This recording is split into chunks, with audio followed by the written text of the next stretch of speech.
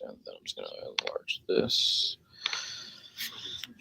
All right. Everyone can see it up there on the screen, right? Cool. All right.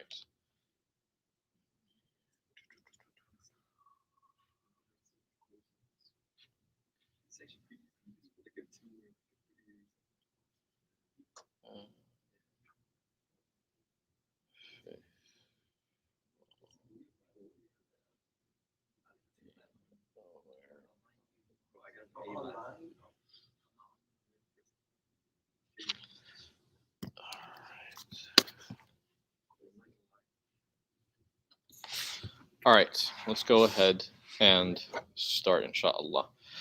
All right, Bismillah, walhamdulillah, as-salatu was-salam ala rasulillah wa ala alihi wa ashabihi ajma'een. Assalamu alaikum, everybody. I hope everyone is, inshallah, doing really well and staying safe out there. I know that, times are a little bit unsettling. It seems like every day everyone's like finding out new cases of people who are getting sick.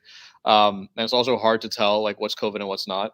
So like the moment that you can't taste like the garam masala in your nihari, you're like, it's like super super scary. So Zaid, mashallah, my Umrah guy. Alhamdulillah, I'm really happy that everyone, despite the fact that COVID is kind of surging at the moment, it's really really cool to see people coming and just kind of like being present with each other. In the age where live streams and videos are just so tempting, so easy to be a part of, you understand that there's a value to this that cannot be replaced, being in the company of other people.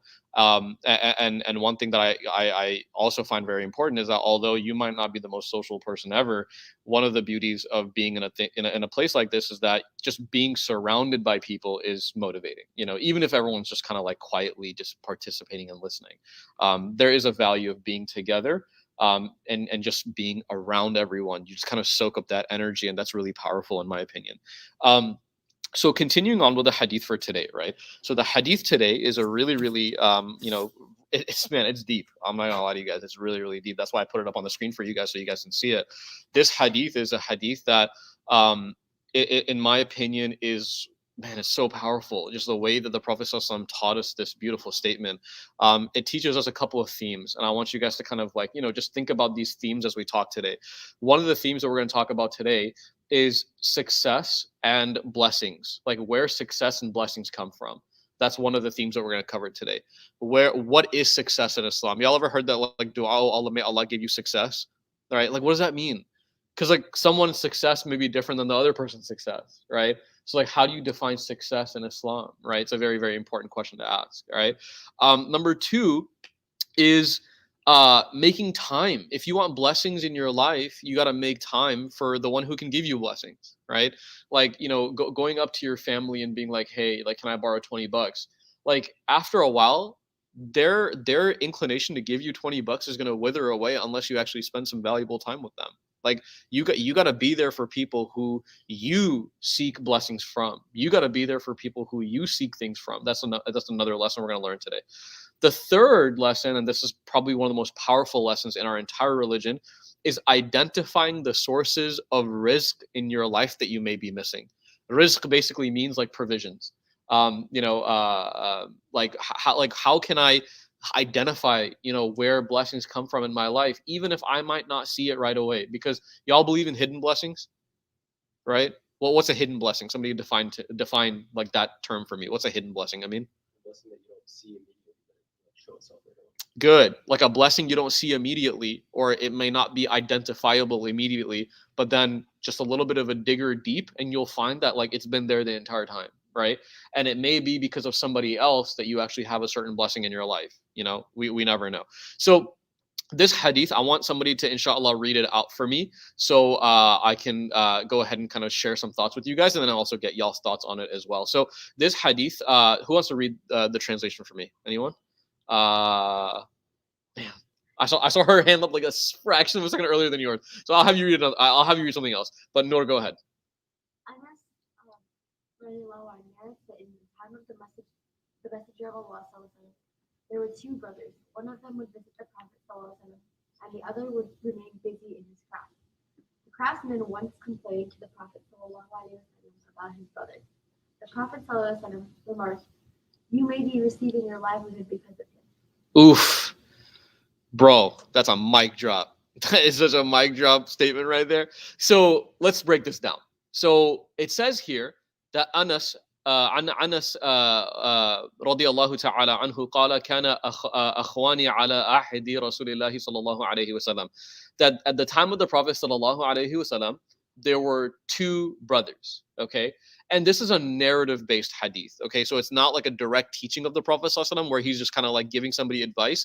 It is a piece of advice that was derived from a situation that the Prophet صلى الله عليه وسلم saw, okay?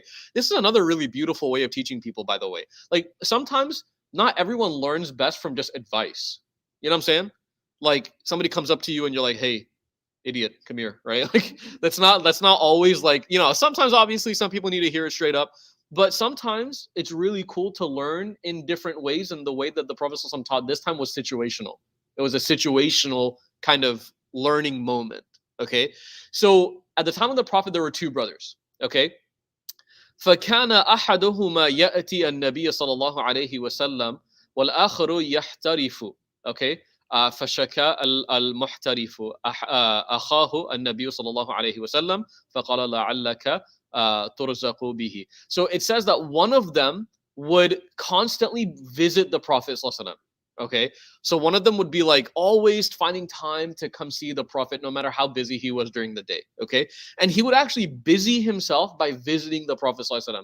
So like, and I'm going to kind of share something here that's really, really important. A lot of times people try to like squeeze in religion into their busy schedules. But what if that religious kind of like duty was a part of your busy schedule?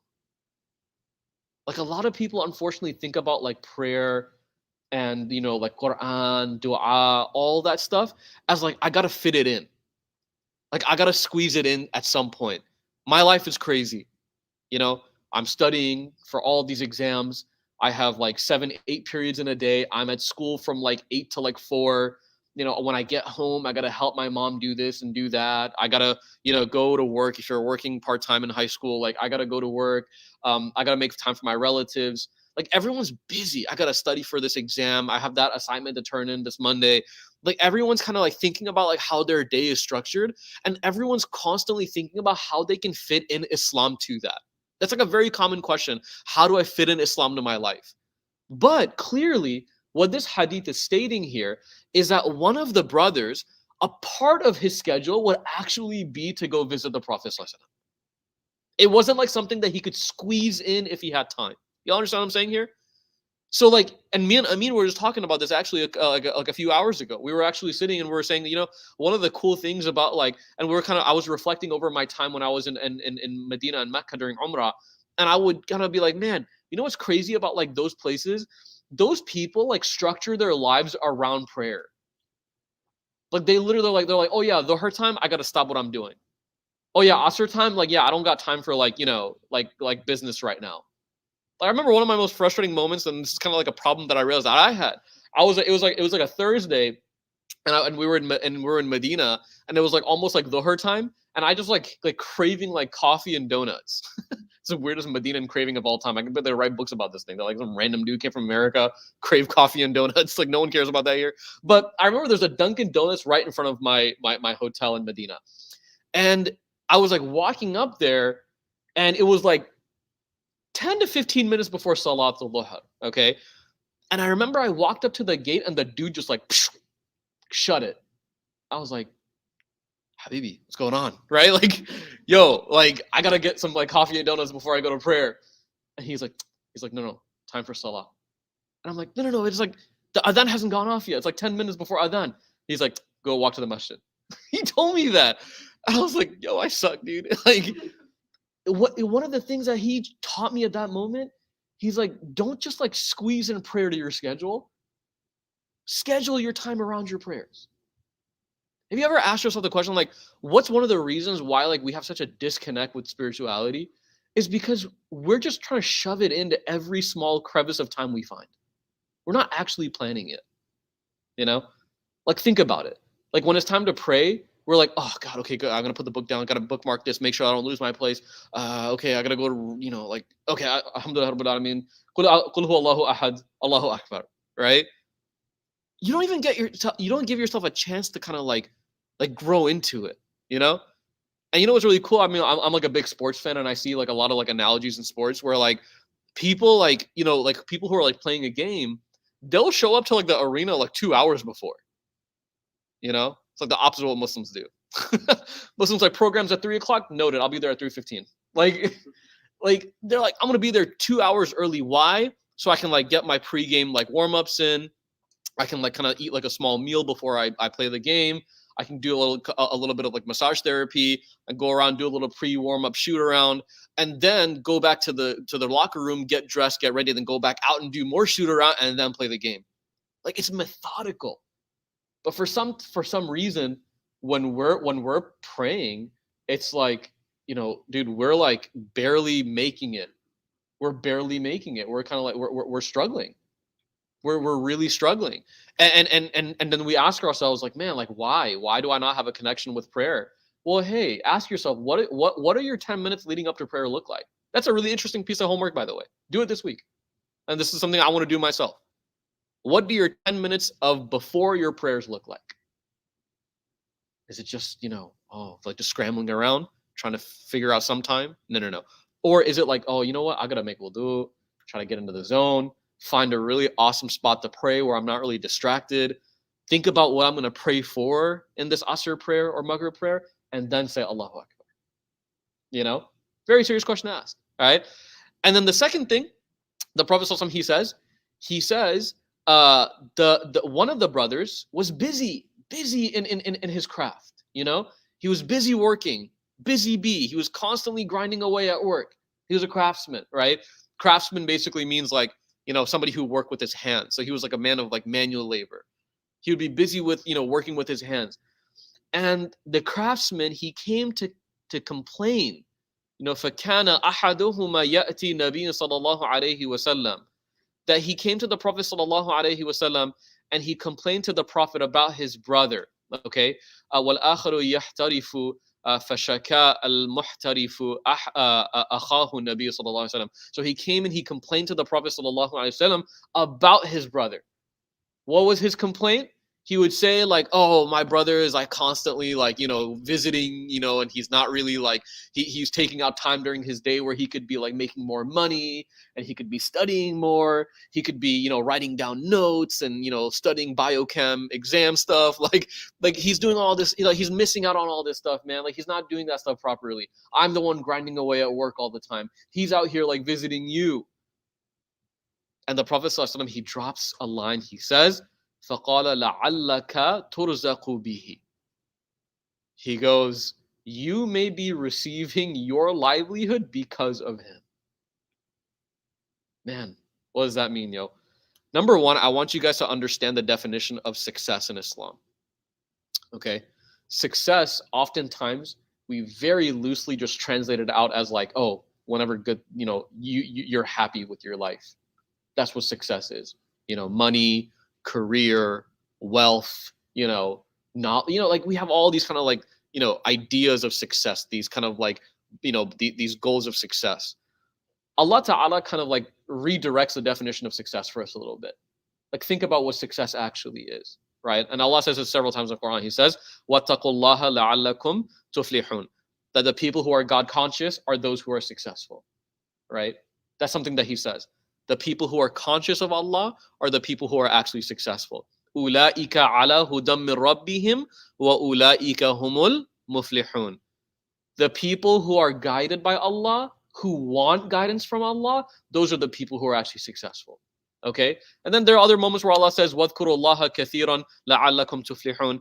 The people who remember Allah often are really successful. There are other portions of the Quran where Allah says, لَكِنَ رَسُولِ وَالَّذِينَ آمَنُوا مَعَهُ جَاهَدُوا بِأَمْوَالِهِمْ وَأَنفُسِهِمْ وَأُولَٰئِكَ لَهُمْ الْخَيْرَ وَأُولَٰئِكَ هُمُ الْمُفْلِحُونَ. That the people who basically strive with their money and with themselves, Those are the people who are successful, the people who basically spend their money in like good places, the people who struggle against their own desires. Those are the people who are really successful. There's so many different examples of success in the Quran. So the understanding, the lesson here, y'all, and this is something I want you guys to just kind of like mentally take a note down of, is that success is not, it's not one direction.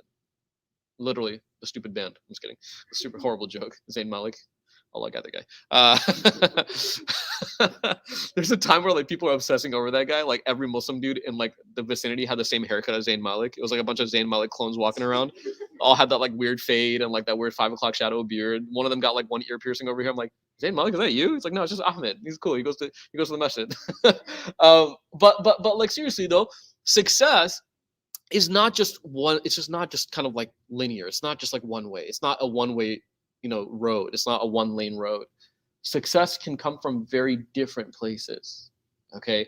So, we oftentimes kind of like deem people unsuccessful if they're not like, oh, like if you don't have like a major declared, or like, oh, like you don't really like, have like this, amazing passion for what you do. And of course, those things are good. Those things are good. But what if a person, and check this out, the way I learned this, by the way, somebody told me like, and like the whole thing is like, people at your age worrying about what they want to do for the rest of their lives, like career wise, like I'm sure a lot of y'all on this boat right now, you're like, oh my God, when do I declare my major? When do I declare my major? When do I, figure out what I want to do? When do I have like this kind of realization, this awakening, this renaissance of like, oh man, I want to do this for the rest of my life. I want to wake up every morning. I want to love doing it. One person told me something that just completely restructured and rewired my thought process. He said, well, I don't really have a passion for anything, but my passion to take care of my loved ones drives my passion for work. Oh my God. When he told me that, I was like, oh my goodness. He goes, my passion to do good drives me to have a passion to go to work every day. Because not everyone's going to wake up in the morning and be like, yes, neurology, yes, right? Like, not everyone's going to get up in the morning and be like, you know what, biochem, bismillah, right? Like, it's not an episode of Teletubbies, bro. Like, the sun's not going to come shining down on you and, like, motivate you to, like, go to your job as an engineer every morning. Dude, there's some days when you're going to wake up and like, man, I don't want to go to work at all. It doesn't mean that you don't like what you do. Sure, there's like a desire and a passion for what you do that you wouldn't have chosen it otherwise, right? But that's not the end all be all. That's not the end all be all. Look at a lot of you. You guys are going through school right now, high school. Some of you guys are in the beginning stages of college. You're like struggling, GPA, right? Like exams, papers, essays, APA format. It's like waswasa from shaitan, right? You're like, make sure to cite your sources. It's some of you guys don't even want to do any of that. Why are you doing it? Because you have like this bigger picture in mind, right? Like no one out here is like being like, yes, I love getting hundreds on my exams. Like, no. It's a means. Why are you getting that 100 on your exam, bro? You're getting it because you know it's leading you to something else. And you know that grade will lead you to something else. And that job will lead you to acquiring some sort of monetary wealth. And that wealth will allow you to take care of things in your life. Why are you doing it all? So success is measured in different ways. It's a very important thing I want you guys to remember, because this brother in this hadith, he's going up to the Prophet ﷺ and telling him, well, I'm busying myself in this craft, and he's always busying himself and coming to visit you. And the Prophet ﷺ taught him, he said, don't just think just because you're working all the time and he takes some breaks in his day to go and pray and to come visit, and sit with me, don't think that he's unsuccessful compared to you. That's not the case. That's really not the case. Who's to say that a person who makes like $500,000 a year and there's a person who barely makes like 60 to 70K, the person who makes 60 to 70K has so much more time in his or her life for things that they find valuable, like their spouses and their children. And the person who's slaving away making 500K a year has zero time for anybody that he loves or she loves. You tell me which one's successful. You know what I'm saying? I remember I talked to a person one time in my life that sent chills down my spine. It was a kid, literally 16 years old. And I said, and everyone just assumed that this kid just had everything in their life. because his parents were extremely wealthy, mashallah, Allah blessed them with a lot of wealth. And he was like, the kid that people would be like, yeah, like this dude, if he wanted like a Tesla, he'd have it like straight out of like high school, like easy, no problem whatsoever. And I remember talking to that kid one time. I said, like, what do you want? Because everyone like always assumes that kid has everything he wants, right? I was like, what do you want? And he goes, I just wish I could spend more time with my dad. He's always at the office. He's like, I don't remember the last time me and my dad hung out.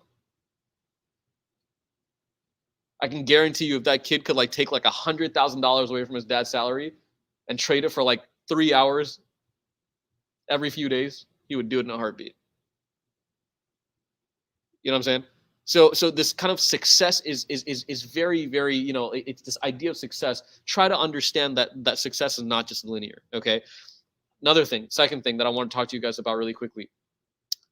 One of the points was that one of the brothers was almost like belittling the other brother for making time to go visit the Prophet ﷺ.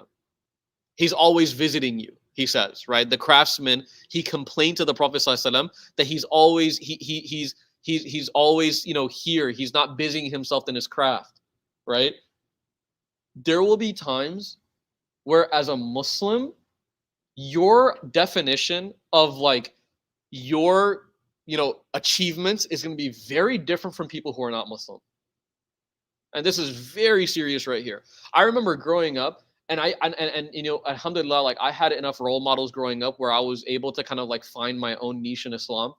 And I decided to make decisions in my life that were very different than the average like 23, 24-year-old, And one of them was honestly, and I'll tell you guys, kind of like a lighthearted moment, but I decided I wanted to get married kind of at a young age. Like I met my wife when I was like younger. We were ready to get married at a young age. And I said, I want to get married, like by the time I was like my early 20s, like 21, 22 max, like that. I was like, why not? And I remember I used to play USTA tennis when I was in college. Like I used to this is like something I just did for a hobby, like in my free time. And I would go and I would have all these other 21, 22-year-old teammates. And they would be out here talking about like, girlfriends and like, going out and like having parties and this and that, all that stuff. And I was like this like Gharib child. Like I was like, yeah, after this, I'm gonna go home and eat some like, chaat masala with my parents, and I would tell them like, oh, so like, Safi, what do you do outside of tennis? Like, what do you do? I'm like, oh, well, I'm trying to become a teacher. That was my undergrad degree. I'm like, oh, I'm also trying to get married. Like, I'm engaged. I want to get married in the next like, like half a year. And they're like, dude, you're 21. And I'm like, yeah. And they said, why? Why would you want to do something like that at 21? Like, aren't you interested in like exploring? Like, that's what like literally like everyone like, oh, just finding yourself, exploring, traveling. I'm like, well, I can actually do all that stuff with my wife, but okay, like what else? And my goals were very different. My goals were very strange. I remember like people used to ridicule me for living with my parents at age 20. Seriously, because it's very normal for kids to want to get away from their parents at 18 in our mainstream society. Like, oh, like, you know what? 18, I gotta go bouncing out of here, right? No more chopped masala for this guy, right? Like, it's only chicken nuggets and pasta from here on out. Ramen noodles, right? The depression meal. Right? So like that's like a norm. People want to like, and for me, and somebody gave me some really good advice. You know what they said? They were like, you know what? You should really, really enjoy, because I knew I was inshallah going to get married by like, I was close to being done with college, my undergrad. So I was planning on moving out from my parents' home when I was like 21, 22, but that was only because like I got married. So my wife obviously deserves her own privacy in her own home. And at that time, I was like, you know what? I was seeking some advice from like a really good friend of mine. And he said, and a person who's kind of been there and done that, he's like, enjoy the last few years you have being a son under your parents' roof. Enjoy it. You see, like the norm, mainstream society would like, get out of your parents' house at 18, get out, have fun, And Islam is like, no. You will have that part of your life. Enjoy the moments, the limited years that you have being a son and daughter in the realm of your parents' home. So I remember that like that last year and a half, 2 years I was with my family, I would actually like sacrifice like spending time with my friends because I was like, dude, like my parents are never gonna get this back again, And my mom still says that. Like my mom, like now when I come visit her, obviously I'll always be her little son, and like no matter how old I get, I'll always be her kid. But it's different now. I'm my own self that takes care of my own family. I have my own bills to pay. That time where I'm just chilling with my family on their couch, going to sleep in their house again, like it's not gonna happen again. You know, so like be very appreciative of that stage. Don't just think that like your achievements and your goals and your success has to be defined by the people around you, right? And this was something that the Prophet ﷺ taught this young man. That your goals as a Muslim may seem gharib, may seem strange to people that are not you. Like while this one dude is like studying and working through like Friday at 1:15 p.m. You got to be that person. You're like, wait, I got to go to the masjid. It's Jummah on Friday. Like you might be missing out on like a team meeting. You might be missing out on like a group project kind of hangout thing, but falah is you going to Jummah on Friday. It's literally hayya ala salah, hayya al falah. Allah literally says, if you come to pray, you come to success. Don't think if you sacrifice prayer, you're going to have success in some other way. It's not going to happen. You want success? Make time for the one who gives you success. Straight up. And then the last thing I wanted to share with you guys today is identifying the places of rizq in your life. Rizq, okay? Can somebody actually do me a really good Google search really quickly? I know this might be kind of like a little reaching here, but type in the word rizq on like Google search like right now and give me you can type it in Arabic and just give me an English definition of it. Noran, mashallah, she's like, can I just type in razaqaf? Just search it up and just tell me what like a good translation is in like the English like language. What is rizq defined as?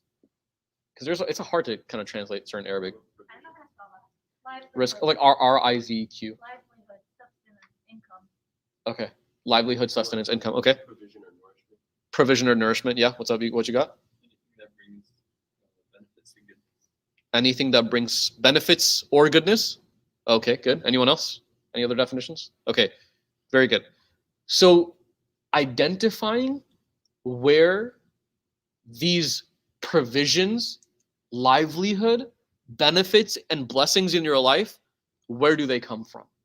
Because the last line that the Prophet ﷺ dropped for us, he says, لَعَلَّكَ تُرْزَقُ بِهِ. He says, you may be receiving your rizq because of his piety. Your brother basically is bailing you out spiritually. Your brother is making time for Allah, and Allah is literally giving you blessings. Oh my goodness, subhanAllah. One of the things that this always kind of reminds me of is just all of the stories of the prophets. If you think about every single one of them. Look at the story of you know what? Since we're more close to the Prophet ﷺ, let's look at the story of the Prophet ﷺ. Why did Mecca have a chance of becoming what it is today?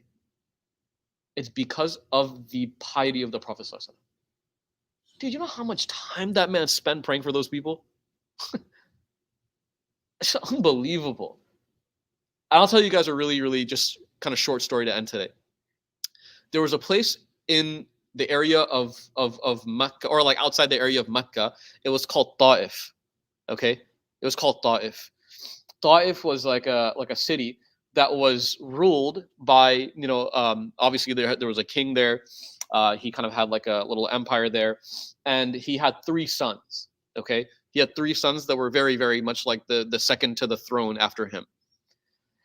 The Prophet ﷺ at one point decided that he needed to start branching out Islam past the borders of Mecca. Okay, and by the way, this happened in stages, like gradual stages. Actually, this is revealed in the Quran, where the Prophet ﷺ was told to like basically brush up on his own Islam, and then tell the people that were very close to him and his family, Khadija, right? People like Zayd ibn Haritha and Ali ibn Abi Talib, and the people who were related to him, and then start branching out to the people of like his community, to like the Quraysh and like the Banu Hashim and these people that he belonged to.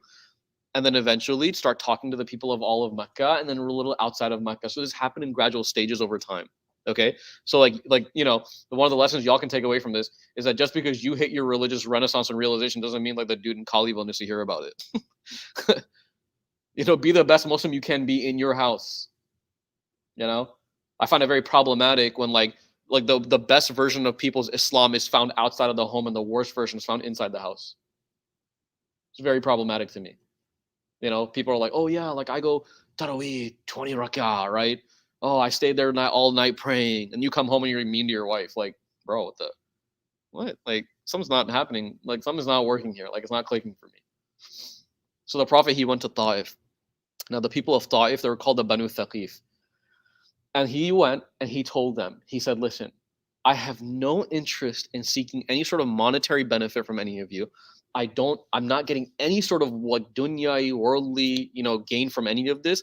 I am literally just here to tell you guys about this kind of like revelation that was given to me by the one Allah, and you can either take it or leave it.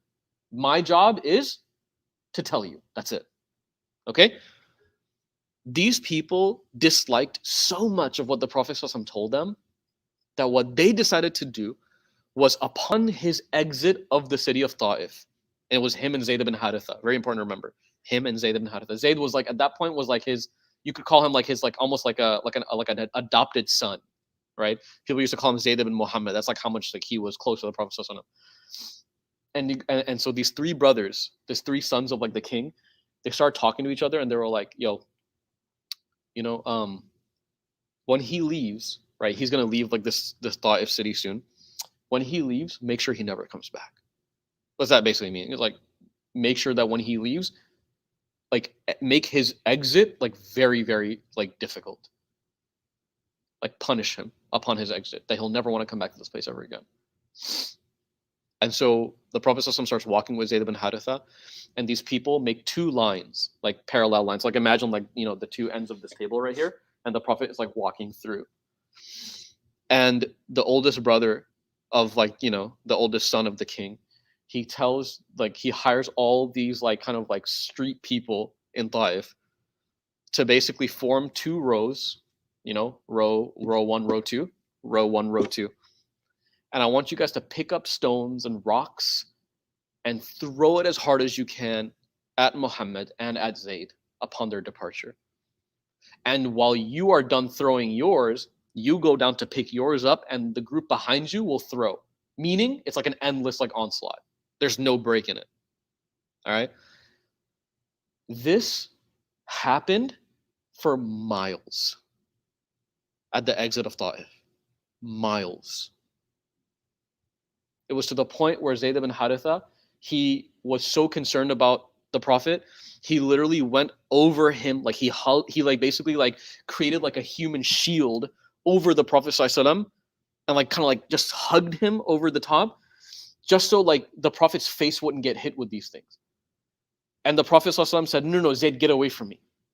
Get away. He's like, just get off me, get away from me. Why? Because they're not going to kill me. Because the Prophet ﷺ, by the way, but kind of fun fact here, the Prophet ﷺ was still a son of Abdul Muttalib. Like, he had like a lot of like, like that kind of, I guess you could say like, he had like reputation to his name. He was like a son of like a great person in Mecca. So if you killed him, you'd have like a war between Ta'if and Mecca. You can't do that. But Zayd ibn Haritha was like a former slave. If you kill Zayd, no one's going to bat an eye. So the Prophet goes, no, Zayd, get away from me, because they're not going to kill me, but they will kill you to get to me. So he told Zayd to get off. For miles, the Prophet walked by getting battered by these rocks and stones, to the point where Zayd ibn Haritha, and check this out, and this is going to be really gruesome, but I need you guys to kind of know this. By the time that the Prophet and Zayd ibn Haritha were like just away from these people, Zayd said that there was like a sandal that the Prophet would wear. He would wear a sandal, and it's kind of like almost like close to, if you can imagine, like what we would call like a modern day like flip flop, basically like a chappal. And he would wear it, and he said that the sandal was glued to his foot from the amount of blood that dried up on his foot. Just try to imagine that. This is just like merciless, like just bullying from people. And at that point, what's really cool about the prophets is that the prophets are all homies with the angels. The angels are like all older brothers to the prophets, because they're also messengers, right? We call the angels, they're also their own kind of like, messengers of Allah. And so the greatest of them all comes down to the Prophet ﷺ. Jibril doesn't come down to this earth very often. When he does, it's go time. It's like, yo, if this guy gets sent down here, something's going down, right? Either a city's going to be turned upside down or like some mountain's going to crumble or something like that. Like he doesn't come down very often. Jibril comes down and he says, Ya Rasulullah, we just saw what happened from the heavens. We just saw what just took place to you. He said, Ya Rasulullah, you give me a sign, any sign. You tell me that you see these two, and Ta'if is located between these two mountains. He says, if you want the city to be like, you want it to be just squashed beyond any sort of evidence of existence that ever was there, you let me know, we'll make it happen. Because we'll do it just like this. You tell me. We'll destroy them easily. These two mountains, just collapse on the city, entire city. None of them will lie. None of them will live. No one will have an inkling of an idea that these people ever existed. And the Prophet ﷺ says, La, no, don't do that. Don't do that. Why? Because there's still hope that at some point these people will come around. They'll come around. And even if they don't come around, their children will come around. And if their children don't come around, their grandchildren will come around. And if their grandchildren will come around, their descendants and so on and so forth will come around. Don't do this to them. It was because of the dua of the Prophet ﷺ that these people are now Muslim. Think about it. Ta'if, Medina, Mecca. Would any of these places be Muslim if it wasn't for the Prophet ﷺ? Probably not. It was because of his love and his dedication to these people and his just overall his well wishes for these people that they were successful in their lifetime. So this small piece of advice at the end, لَعَلَّكَ تُرْزَقُ بِهِ, your provisions may be because of him. Ask yourself, where are there provisions in my life where I'm not even just recognizing it at all? Is it your mom's dua? Is it your dad's Isha prayer that he prays every night? Is it because your friends make dua for you constantly? Is it because there's something in your life where Allah is like, you know what, like this, I'm going to keep on protecting this person. Yeah, they might not be the best Muslim of all time. Safi might not be the best Muslim of all time. He might be very, very bad in certain ways. But because his mother's dua for the past 20 years, I'm going to keep him around. Think about it, guys. How many people on this earth right now just don't even acknowledge God's existence? Literally, they don't believe in God. Why are they still alive? Seriously. Logically think about it. Like from a spiritual standpoint, why are they still alive? There's still hope. There's still chances. Allah does not just destroy a group of people like that. So think about like where your rizq comes from. Think about the possibilities of where your provisions are coming from. And we'll end with that, inshallah, today. Okay? So we ask Allah subhanahu wa ta'ala to make us of people who are very, very aware of our rizq and our